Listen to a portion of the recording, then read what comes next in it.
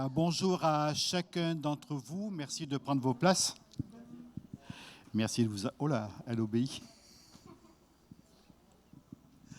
Merci de prendre vos places. On va prier. Donc, je vais laisser la place à Elodie et Christophe qui vont vous expliquer.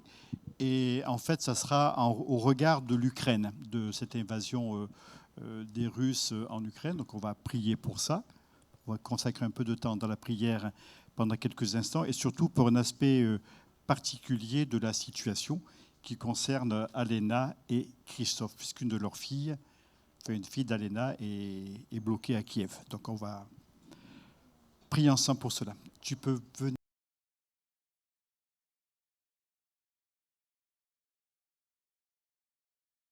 À tous. Nous allons commencer ce culte et je veux qu'on puisse remettre ces moments entre les mains du Seigneur, compter sur lui, déposer à ses pieds nos fardeaux, lui faire confiance pour notre vie, pour notre avenir. Nous voulons le louer de tout notre cœur ce matin. Donc, je vais prier.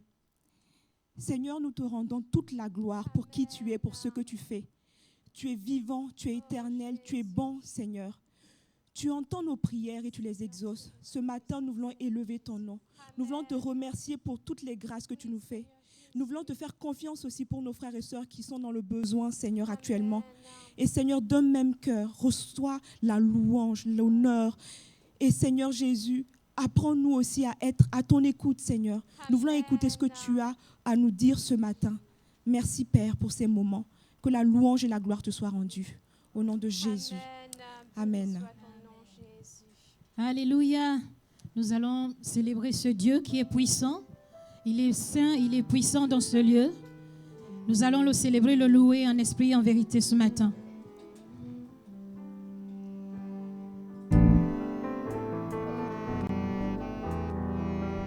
Car Dieu est un Dieu puissant, il règne de son saint lieu à terre. Sagesse, amour, oui, Dieu est un Dieu puissant. Car Dieu est un Dieu puissant, il règne de son saint lieu à terre. Sagesse, amour, oui, Dieu est un Dieu puissant. Car Dieu est un Dieu puissant, il règne de son saint lieu à terre. Sagesse, amour, oui, Dieu est un Dieu puissant. Car Dieu est un Dieu puissant, il règne de son saint lieu à terre. Sagesse, amour, oui, Dieu est un Dieu puissant. Oui, Dieu est un Dieu puissant. Oui, Dieu est un Dieu puissant. Oui, Dieu est un Dieu puissant.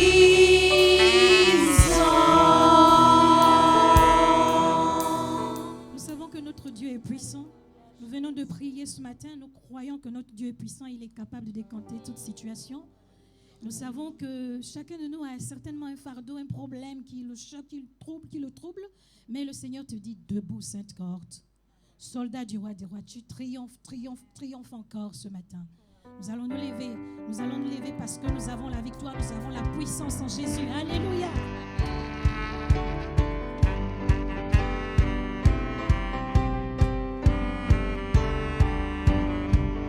Debout, sainte cohorte, soldats du roi des rois, tenez d'une main forte l'étendard de la croix.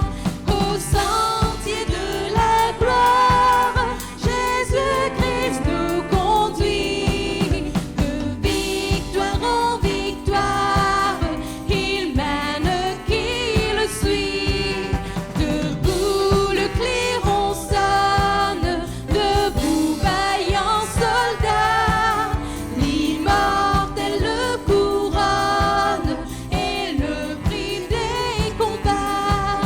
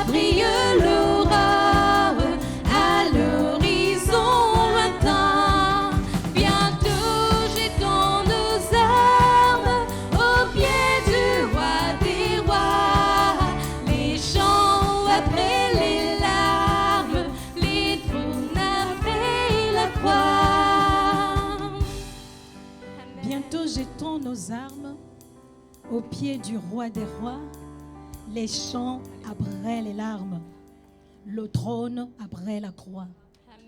La croix que nous portons aujourd'hui sera bientôt ôtée, afin d'être couronné assis à la droite de notre Seigneur Jésus-Christ.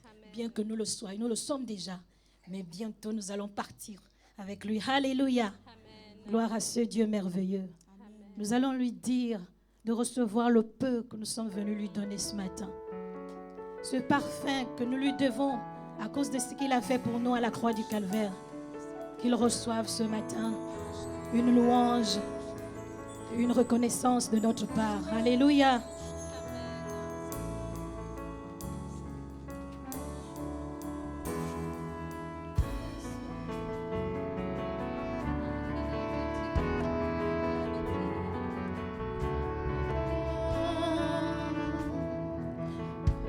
Alléluia. Oh, reçois de moi. Reçois de moi le parfum qui t'est dû, la beauté de ton nom. Oh, mon âme est perdue, je veux n'être qu'à toi. Jésus, je t'aime. Reçois du peu, reçois du peu que je trouve à donner, de l'amour que mes yeux n'ont pas su te montrer. Je veux n'être qu'à toi. Jésus, je t'aime. Reçois de moi une fois de plus. Reçois de moi le parfum, la beauté de ton nom. Oh, mon âme est perdue, je veux n'être qu'à toi. Jésus, je t'aime. Jésus, je t'aime. Reçois du peu que je trouve à donner. Reçois du peu que je trouve à donner. Tout l'amour que mes yeux n'ont pas su te montrer. Je veux n'être qu'à toi. Oh Jésus, Jésus, je t'aime. Rien n'est plus beau que ton nom, Seigneur. Rien n'est plus beau que ton nom. Rien n'est plus saint que le sang du pardon. Je veux n'être que toi, Jésus mon roi. Rien n'est plus beau que ton nom. Rien n'est plus beau que ton nom. Rien n'est plus saint que le sang du pardon. Je veux n'être que toi, Jésus mon roi. Reçois l'adoration. Tu es le roi de gloire, notre victoire. Digne es-tu, Seigneur, Emmanuel. Reçois l'adoration. Tu es le roi de gloire, notre victoire. Digne es-tu, Seigneur, Emmanuel. Dieu de lumière élevé dans les cieux, rempli de grâce et de paix, environné de louanges et de feu, gardien de l'éternité. Pourquoi quitter ce palais de bonheur pour un sentier de misère? Par quel amour les chemins de ton cœur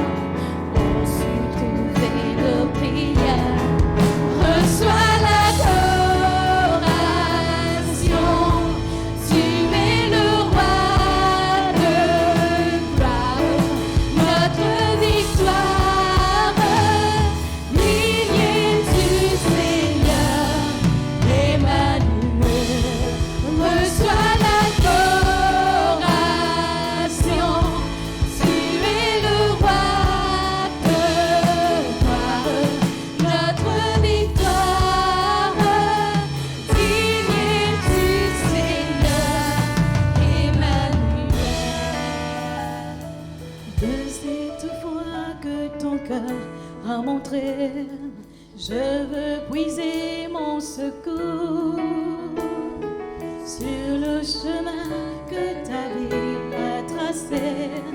Je marcherai chaque jour.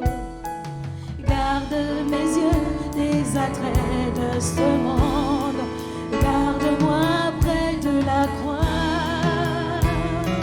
En ce lieu saint où mon âme est féconde, de joie, reçois l'adoration. Tu es le roi de gloire, notre victoire. Digne es-tu, Seigneur, et reçois l'adoration. Tu es le roi de gloire, notre victoire.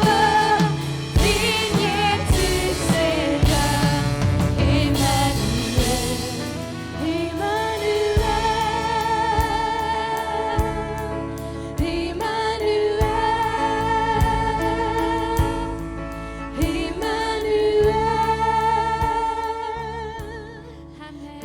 Sois glorifié, Seigneur, mon Dieu, mon roi. C'est vrai que ce matin, nous voulons te Alléluia, célébrer, Seigneur. Nous voulons te donner gloire, honneur, Seigneur, mon Dieu, mon roi. Notre adoration est à toi seul, Seigneur, mon Dieu, le Seigneur de notre vie, Seigneur, mon Dieu, mon roi. Celui qui nous donne de remporter le combat, Seigneur, mon Dieu, la victoire, Seigneur, mon Dieu. Et dans toi, Seigneur, mon Dieu, mon roi. Merci, Seigneur, pour ta puissance, pour ta paix, pour ton amour, Seigneur. Sois glorifié, béni encore ce matin, Jésus. Alléluia. ce matin. Dans nos cœurs pour te chanter ce matin. Toi qui es le mérite. Alléluia. Magnifique est le Seigneur dans mon cœur pour chanter Dieu. Magnifique est le Seigneur. Alléluia, Alléluia. Magnifique, magnifique est le Seigneur dans mon cœur pour chanter Dieu. Magnifique est le Seigneur.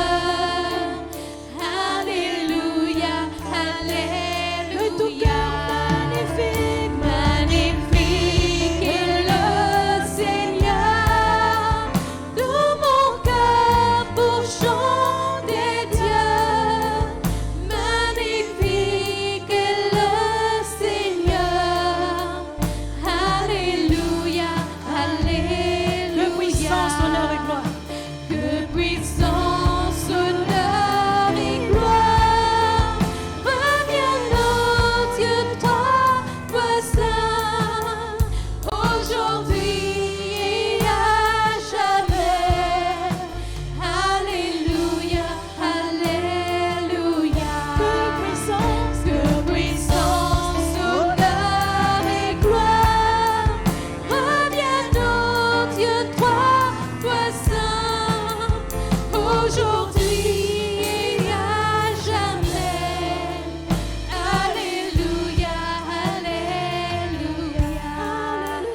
Alléluia, Alléluia. Alléluia,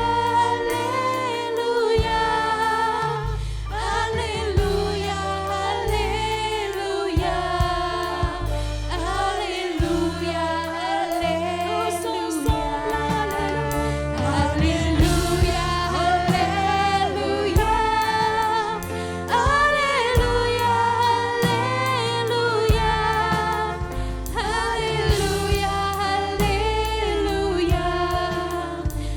Alléluia, Alléluia.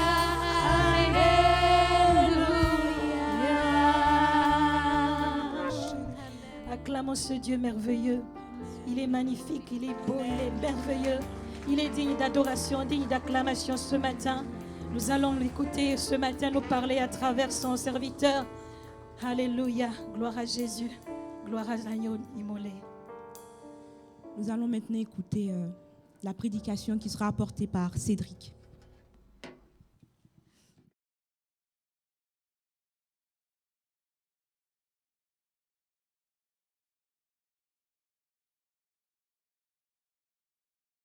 Bonjour à tous. C'est vraiment agréable de demeurer ensemble dans la présence de Dieu. Je ne sais pas pour vous, mais ce matin, je suis content, je suis en joie d'entendre les prières, de sentir cette présence déjà de tout un chacun et aussi de la présence de Dieu. C'est encourageant et c'est motivant. Seigneur, nous te rendons grâce encore ce matin pour ta fidélité. Nous te rendons grâce encore ce matin parce que tu veux parler à nos cœurs. Et Seigneur, nous voulons rester à ton écoute, Seigneur. Nous voulons faire abstraction de tout ce qui pourrait nous distraire, afin que, Seigneur Jésus, cette graine que tu veux semer encore ce matin dans nos cœurs puisse porter son fruit. Père, agis encore, Seigneur, ce matin, dans le nom de Jésus. Amen. Amen. Donc, comme vous le savez, on travaille ces temps-ci sur un thème, c'est agir. Agir. Et le thème que je veux partager avec vous ce matin, je l'ai intitulé « Quelle est l'intention derrière nos actes ?» Quelle est la source d'inspiration de nos actes quotidiens? Quelle est l'intention qui se cache derrière tout ce qu'on fait tous les jours? Quelle est l'intention derrière nos actes? Si je devais donner un autre titre, j'ai un peu hésité entre les deux titres. Le second titre qui était là et que j'aimerais donner aussi à mon partage ce matin, c'est « Agis avec amour ». Agis avec amour. Dans le livre de Matthieu, au chapitre 6, Jésus va nous laisser plusieurs recommandations concernant l'aumône, la prière, le jeûne et le trésor de notre cœur. Et à chaque fois, par rapport à ces différentes recommandations, il va mettre l'accent sur une chose, c'est ce qui est caché derrière cet acte. Ce qui est caché derrière l'aumône, derrière la prière, derrière le jeûne. Et c'est ce que j'aimerais partager avec vous ce matin. Et c'est pour ça que j'ai intitulé ce thème « Quelle est l'intention derrière nos actes ?» Donc, je vais aborder 4 points. Quelle est l'intention derrière l'aumône? On peut le dire autrement, je le dis un peu autrement, c'est quelle est l'intention derrière le bien que nous faisons aux autres? Quelle est l'intention derrière nos prières? Quelle est l'intention derrière nos jeûnes, nos moments de jeûne? Et pour finir, le 4e point que je vais aborder, c'est amassons des trésors dans le ciel et non sur la terre. Amen. 2 minutes, je vais juste ranger parce que j'ai la lumière qui... j'ai ma tablette, c'est mieux. Donc le premier point, c'est lorsque nous faisons l'aumône. Quelle est l'intention derrière le bien que nous faisons aux autres? Nous allons lire dans Matthieu. Donc, mon partage ce matin va s'appuyer entièrement sur le livre de Matthieu au chapitre 6. Donc, entièrement. On ne va pas tout lire, mais on va lire quand même une bonne partie. Donc, le premier point, lorsque nous faisons l'aumône. Matthieu 6, du verset 2 à 4. Donc, Jésus qui parle, il dit « Lors donc que tu fais l'aumône, ne sonne pas de la trompette devant toi, comme font les hypocrites dans les synagogues et dans les rues, afin d'être glorifiés par les hommes. Je vous le dis en vérité, ils reçoivent leur récompense. Mais quand tu fais l'aumône, que ta main gauche ne sache pas ce que fait ta droite, afin que ton aumône se fasse en secret, et ton Père qui voit dans le secret te le rendra. » Ici, Jésus va mettre l'accent, en ce qui concerne l'aumône, il va mettre l'accent sur le secret. Lorsque nous voulons faire du bien aux personnes qui sont dans le besoin, quel est le but de notre geste? Quelle est l'intention qui se cache derrière ce geste qu'on est en train de faire? Est-ce que c'est pour recevoir la gloire de l'homme, l'approbation, la reconnaissance des hommes, en disant « oui, j'ai fait ceci, j'ai fait cela ». Je me dis, à chaque fois qu'on veut agir, il y a 2 questions qu'il faut qu'on se pose. La première question, c'est pourquoi je veux faire ça? Qu'est-ce qui inspire mon acte? Pourquoi je suis en train de faire ça? Ou pourquoi je vais faire ça? Et la deuxième question, c'est quelle est la récompense que je veux avoir? Parce que si on le veut ou pas, tout ce qu'on fait, on a une récompense, d'une manière ou d'une autre. Maintenant, quelle est la récompense que je veux avoir? La récompense des hommes ou la récompense que Dieu me donne? La gloire reçue par les hommes reste éphémère, mais la bénédiction de Dieu dure éternellement. Jésus nous invite ici plutôt à une discrétion lorsque nous faisons du bien. Il est dans les lieux, il est dans les cieux, il voit le geste qu'on a fait, il voit ce qu'on fait et il dit, ton Père qui voit dans le secret te le rendra. Il nous le rendra parce qu'il voit. Ça m'a fait penser un peu à Marc, l'histoire de Marc 12, à partir du verset 41 jusqu'à 44 qu'on va lire. Jésus étant assis vis-à-vis du tronc, regardait comment la foule y mettait de l'argent. Plusieurs riches mettaient beaucoup. Il vint aussi une pauvre veuve, elle y mit 2 petites pièces, faisant un quart de sou. Alors Jésus, ayant appelé ses disciples, leur dit, « Je vous le dis en vérité, cette pauvre veuve a donné plus qu'aucun de ceux qui ont mis dans le tronc, car tous ont mis de leur superflu, mais elle a mis de son nécessaire, tout ce qu'elle possédait, tout ce qu'elle avait pour vivre. » Si nous agissons dans le but d'être glorifiés par les hommes, de recevoir la gloire simplement des hommes, la Bible, Jésus nous dit que notre récompense s'arrête là. C'est-à-dire la gloire qu'on va recevoir de l'homme, si notre objectif c'était ça, et qu'on reçoit cette gloire, la récompense, elle s'arrête là. Nous ne donnons pas de notre superflu, mais apprenons à donner ce qui a de la valeur, à nos yeux, apprenons à le donner à Dieu. Ne donnons pas de notre superflu à Dieu. Et moi, je pense qu'en termes de donner, il ne s'agit pas simplement de l'argent. Il y a une chose auquel je pense, c'est donner son temps. Donner son temps, ne pas donner un superflu de 2 heures, une fois par semaine, et j'ose le dire un dimanche. Allons plus loin que cela, dans l'intimité, dans la semaine, chaque jour, donnons de notre temps à Dieu, dans l'intimité avec lui, pour non seulement se confier à lui, mais aussi pour l'écouter nous parler, parce qu'il a beaucoup de choses à nous dire. Il nous aime. C'est comme un mariage, un couple. Moi, je sais que j'ai hâte de rentrer à la maison pour discuter avec J4. Et je sais qu'elle aussi, elle a hâte de rentrer à la maison pour me raconter sa journée, pour discuter avec moi. Parce que l'amour siège au milieu. Et je pense que Dieu aussi veut nous parler. Il a hâte à ce qu'on vienne vers lui, on frappe à la porte, on dit « Seigneur, je suis là, parle-moi ». Il a hâte aussi qu'on ouvre notre cœur et qu'on lui parle. Donnons de ce qui a de la valeur à Dieu et non notre superflu. Nous devons agir en ayant pour jauge l'amour, comme 1 Corinthiens 13 nous le dit. L'amour ne se vante pas, elle ne s'enfle pas d'orgueil et elle ne recherche pas son intérêt. Lorsque nous faisons du bien dans le but de rechercher son propre intérêt et de se vanter, il y a quelque chose qui ne va pas. Quelle est l'intention derrière nos actes? Que l'intention qui nous anime lorsque nous voulons faire du bien à quelqu'un soit purement et simplement basée sur l'amour. Vous êtes d'accord avec moi? Le second point, c'est lorsque nous prions. Lorsque nous prions. Quelle est l'intention derrière nos prières?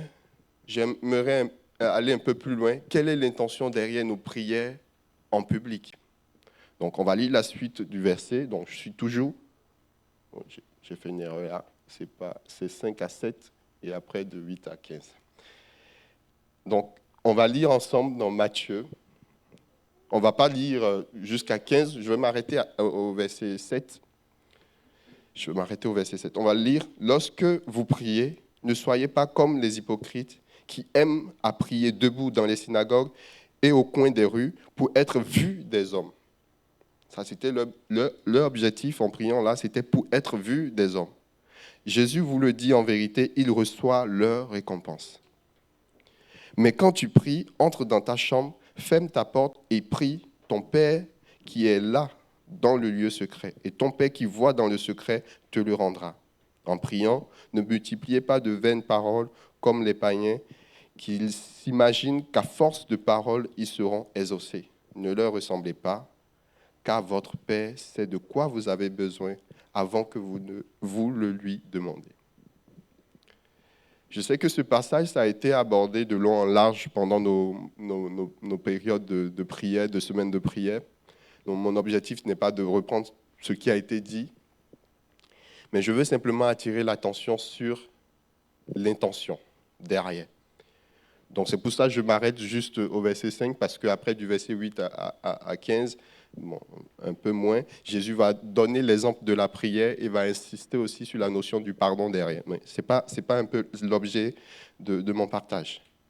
Quelle est l'intention lorsque nous prions? L'intention qui se cache derrière nos actes, est-ce que c'est une intention qui est pour la gloire de Dieu ou qui est purement humaine? Il priait pour être vu des hommes. Pour être vu des hommes. Quelle est l'intention qui se cache derrière nos actes? Et quelle est la récompense, je me répète encore, quelle est la récompense que nous voulons avoir? Celle des hommes ou celle de Dieu qui dure éternellement? Jésus nous invite à prier dans le secret avec lui. Il nous entendra et il nous exaucera. Notre prière en public doit avoir pour but d'édifier, d'encourager et de révéler l'amour de Christ. Il y a 1 Thessaloniciens 5, 11 qui dit, c'est pourquoi, non, je ne l'ai pas marqué ici, c'est pourquoi encouragez-vous les uns les autres et aidez-vous mutuellement à grandir dans la foi comme vous le faites déjà. Et c'est vraiment encourageant d'entendre les prières des uns des autres qui édifient, qui fortifient dans la foi. Et c'est l'objectif que nous devons continuer d'avoir.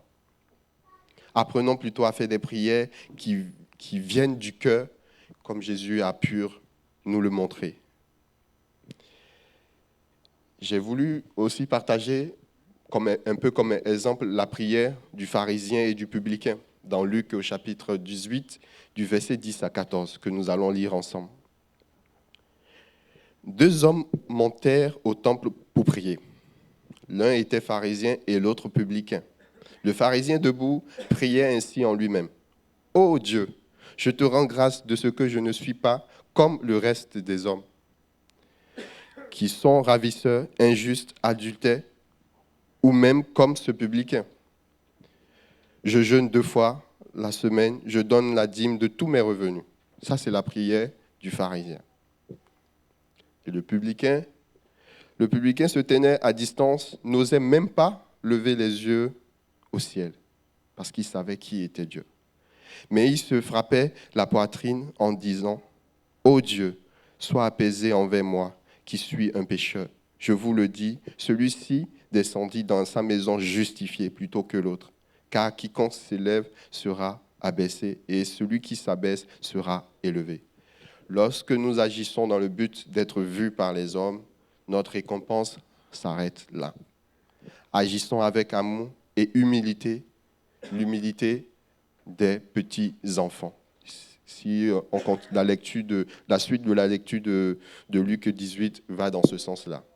L'humilité d'un petit enfant. L'intention qui nous anime lorsque nous prions en public doit venir du cœur, dans le but d'encourager, de fortifier la foi et de révéler l'amour de Christ. On est aussi d'accord sur ce deuxième point, on avance.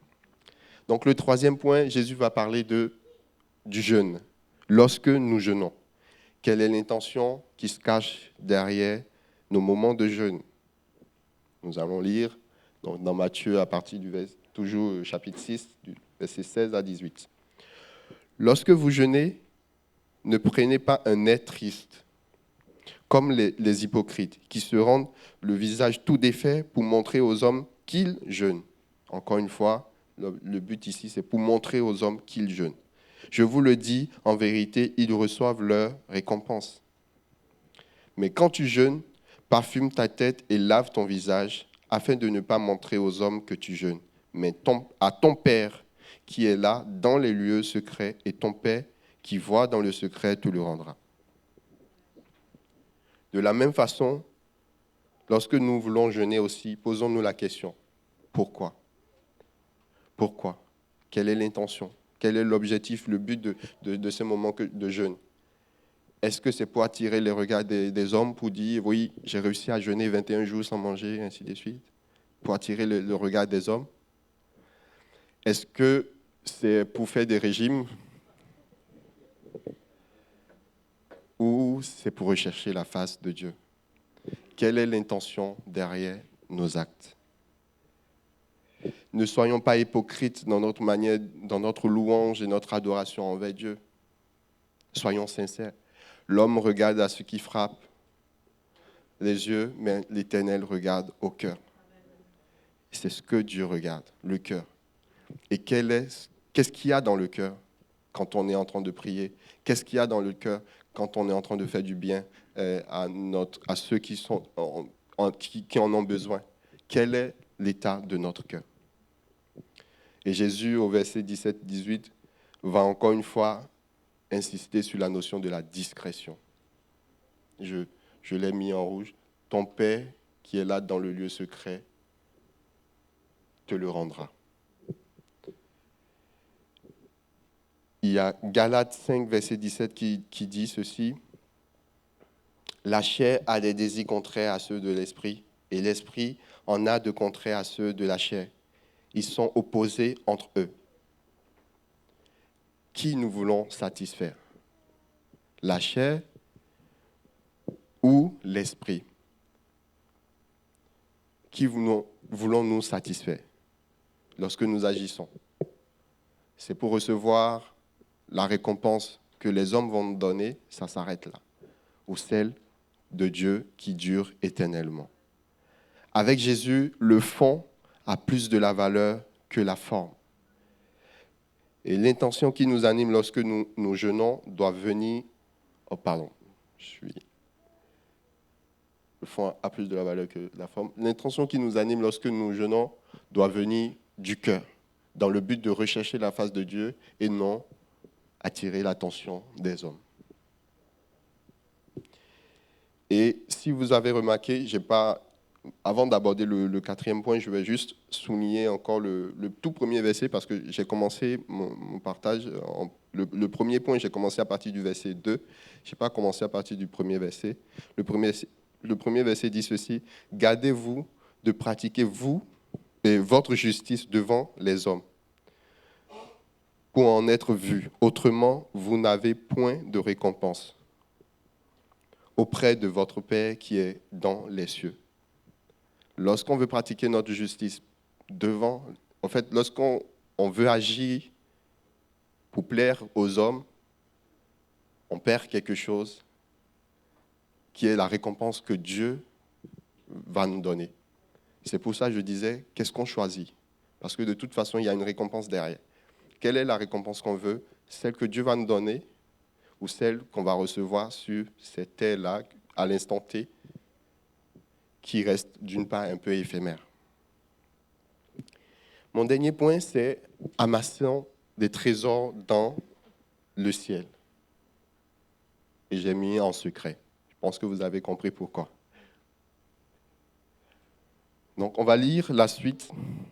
Donc, à partir du verset 19 jusqu'au verset 24. Ne vous amassez pas des trésors sur la terre, où la teigne et la rouille détruisent, et où les voleurs percent et dérobent. Mais amassez-vous des trésors dans le ciel, où la teigne et la rouille ne détruisent point, et où les voleurs ne percent ni ne dérobent. Car là où est ton trésor, là aussi sera ton cœur. L'œil est la lampe du corps. Si ton œil est en bon état, tout ton corps sera éclairé. Mais si ton œil est en mauvais état, tout ton corps sera dans les ténèbres. Si donc la lumière qui est en toi est ténèbre, combien seront grandes ces ténèbres?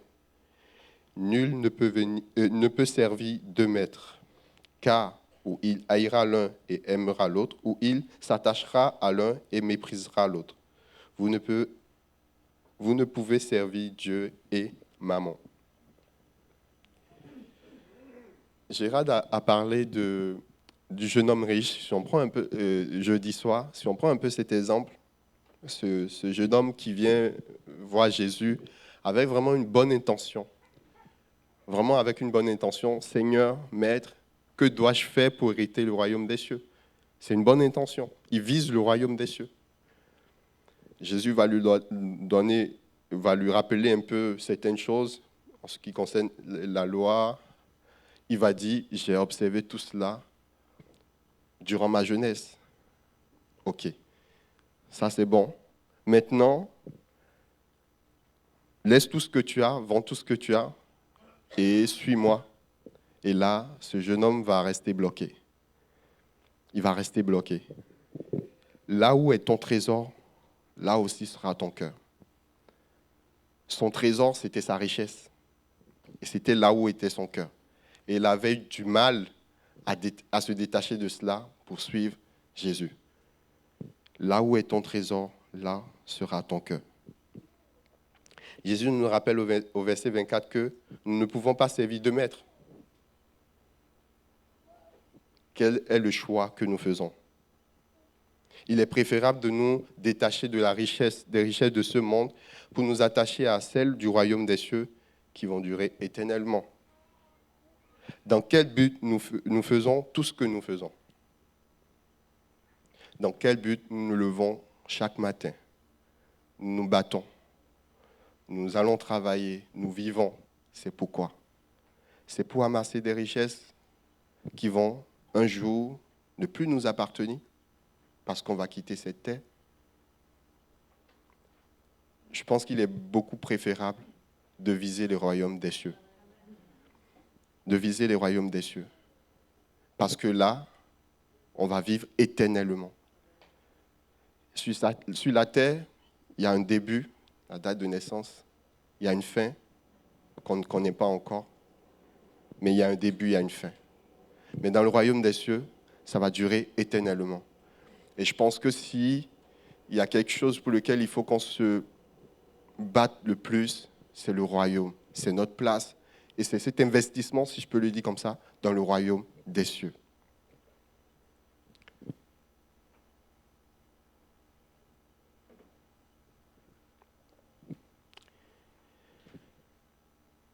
Ecclésiaste va nous dire que tout est vanité. Donc si on continue de se battre pour obtenir des choses sur cette terre qu'on va laisser, à quoi ça sert? À chaque fois que nous agissons pour être vus des hommes ou pour être glorifiés par les hommes, nous recevons ainsi la récompense. Et ça s'arrête là. Cette récompense, d'une part, ça reste un trésor. Mais ça s'arrête là. Agissons aussi dans le but d'amasser des richesses dans le royaume des cieux, car la richesse de ce monde, nous allons un jour nous en séparer, alors que celles du royaume des cieux seront éternellement pour nous. Avec tout ce que nous venons de voir, je peux dire que la clé pour amasser les richesses dans le royaume des cieux, c'est d'agir dans la discrétion et le secret, avec et pour Dieu. Vraiment, à chaque fois, je pense que vous avez constaté, j'ai essayé de mettre ça en rouge dans chaque différent bloc. Jésus va parler du secret. En ce qui concerne l'aumône, le secret. Tu n'es pas obligé de sonner des trompettes pour que tout le monde sache que tu as fait ceci, tu as fait cela. En ce qui concerne la prière, il parle aussi du secret. En ce qui concerne le jeûne, il parle encore du secret. Et c'est sur cette base, je me dis, et derrière l'objectif, c'est de s'amasser des richesses dans le royaume des cieux, et c'est sur cette base, je me dis, la clé finalement, si on veut investir pour le royaume des cieux, c'est la discrétion et l'intimité avec Dieu. Et en ce qui concerne la discrétion, je pense que Jésus aussi a été discret à des moments donnés, parce que je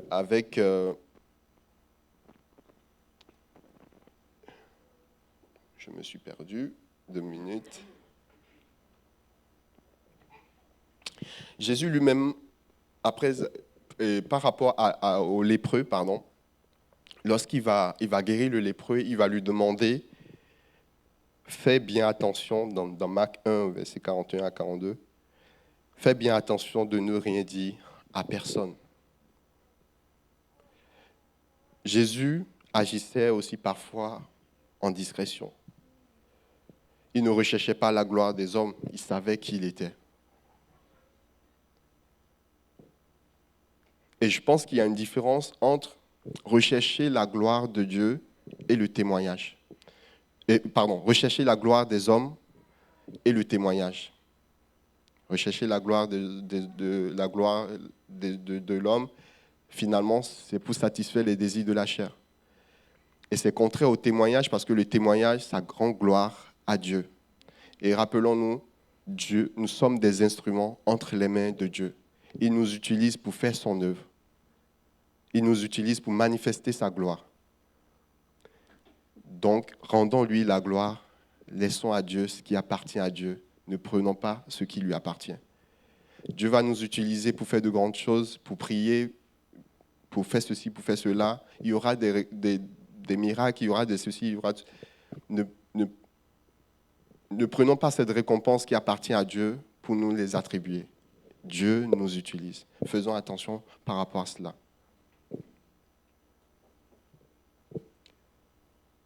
Et la suite du chapitre, à partir du verset 25 à 35, on ne va pas le lire, mais Jésus va insister sur une notion, c'est l'inquiétude. Quand il va finir de raconter de dire tout cela, à partir du verset 25, il va mettre maintenant l'accent sur une autre notion, un autre mot, si je peux le dire comme ça, c'est l'inquiétude. Ne vous inquiétez pas. Ne vous inquiétez pas. Effectivement, on peut se dire, oui Seigneur, tu me dis de me concentrer sur le royaume des cieux, mais qu'est-ce que je fais ici? Qu'est-ce que je fais ici? Comment je vais manger? Comment je vais m'habiller? Et là, il nous dit, ne vous inquiétez pas. Je vais quand même chercher premièrement le royaume et la justice de Dieu, et toutes ces choses vous seront données par-dessus. C'est ce que Jésus nous répond. Ne vous inquiétez pas. En ce qui concerne ce que nous allons manger, nous allons boire, en tout ce qui concerne la terre, ne nous inquiétons pas. Il nous aidera, il agira. Mais que toute notre énergie, que tout notre investissement soit aussi centré sur ce qui va durer éternellement, c'est-à-dire le royaume des cieux. Et pour conclure, ayons de bonnes intentions, des intentions inspirées par le fruit de l'esprit. Et tous les différents points que j'ai abordés, d'une part, si on relit 1 Corinthiens 13, ça va nous permettre de mieux comprendre aussi le sens de comment on doit agir. Agir avec amour, avec ce guide-là, l'amour. Et l'amour fait partie du fruit de l'esprit. S'amasser des richesses dans le royaume des cieux, c'est agir dans la discrétion et le secret avec Dieu. Pour tout ce que nous voulons faire, posons-nous la question, quelle est la récompense que je veux? Celle des hommes ou celle de Dieu qui dure éternellement? Et j'ai un dernier verset pour conclure, c'est Colossiens 3, du verset 22 à 24. Serviteurs, obéissez en toutes choses à votre maître selon la chair, non pas seulement sous leurs yeux, comme pour plaire aux hommes, mais avec simplicité de cœur, dans la crainte du Seigneur. C'est surtout le verset 23.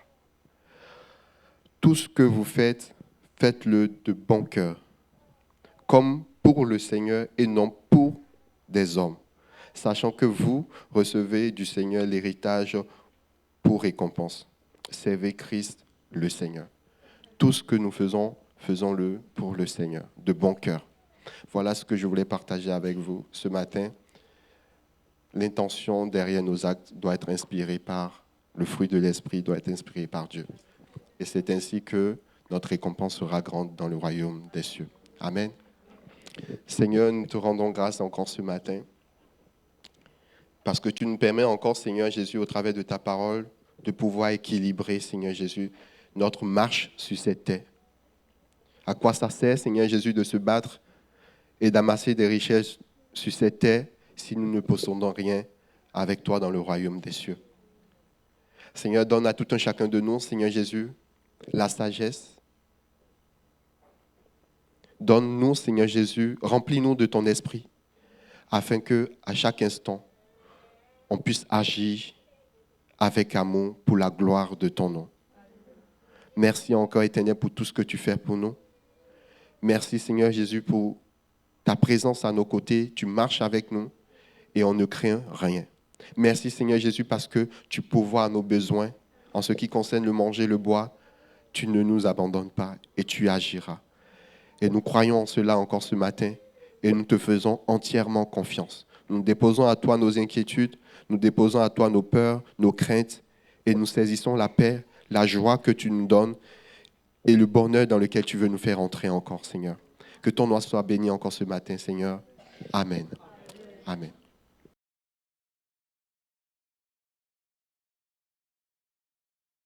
Sera vainqueur, une couronne de gloire lui sera donnée. Le Seigneur ce matin nous encourage au combat. Tout ce qui se passe actuellement décourage certaines personnes. Il y en a qui, le diable vient dire, est-ce que Dieu existe vraiment? Est-ce qu'il agit encore? Mais le Seigneur ce matin nous dit, courage, courage, courage, courage, j'arrive. Je viens bientôt. Et il y a des récompenses énormes pour tous ceux qui vont triompher, qui vont tenir jusqu'au bout. Alléluia.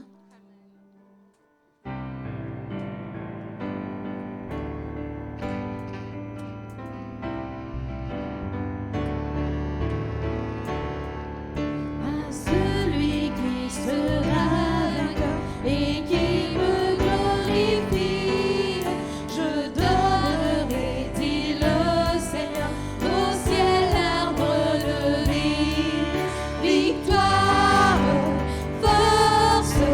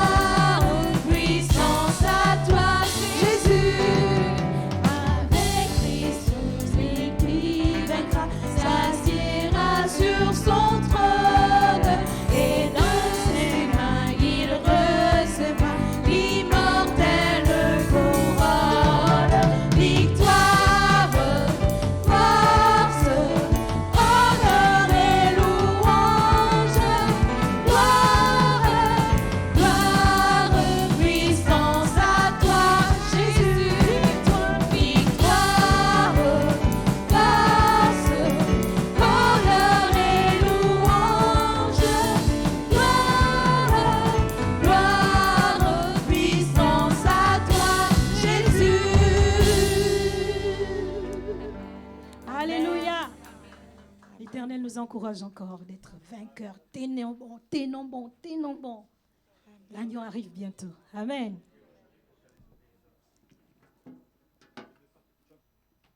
Toujours dans des encouragements, le Seigneur nous rassure que nous serons escortés.